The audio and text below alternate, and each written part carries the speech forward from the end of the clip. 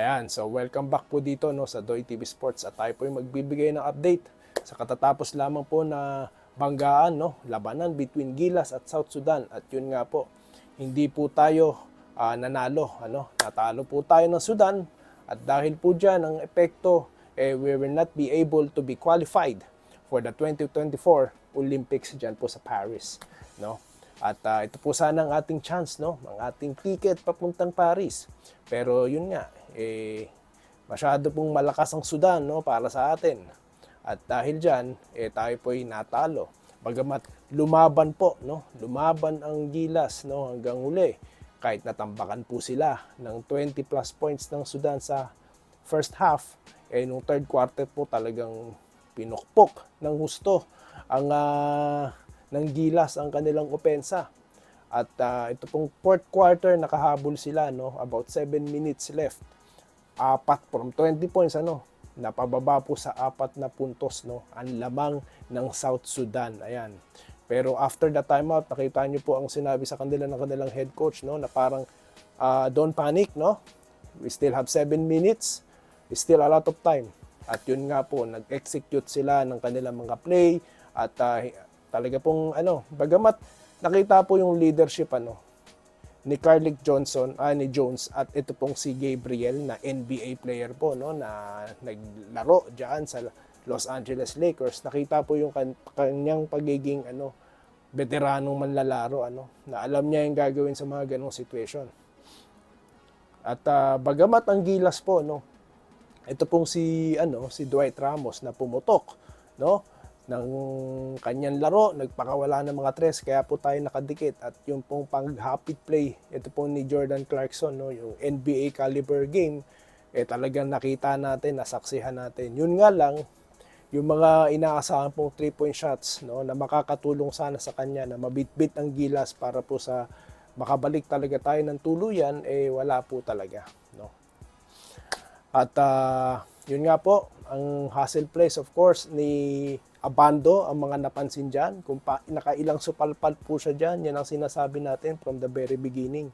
Na talagang yung depensa niya ang pag-asa dyan. At malaking production yan para sa Gilas. Para po maka-depensa na maganda at maka-opensa po.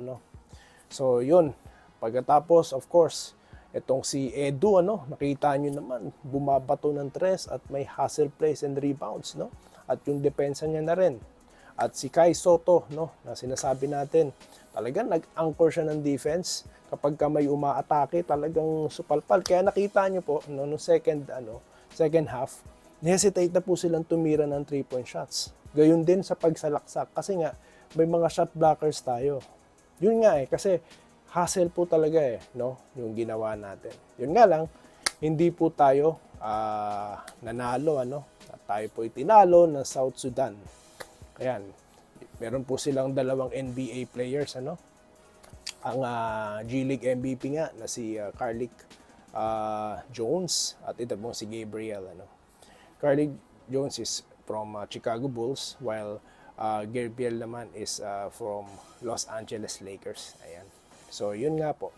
At and the rest of Sudan team na talagang nag-struggle man, nung second half, pero nakabalik. Talagang mga 3-point shots pa rin nila ang kanilang siyang naging, sandata, para makaligtas, sa ginawang run ng ating Gilas Pilipinas. At yun nga po.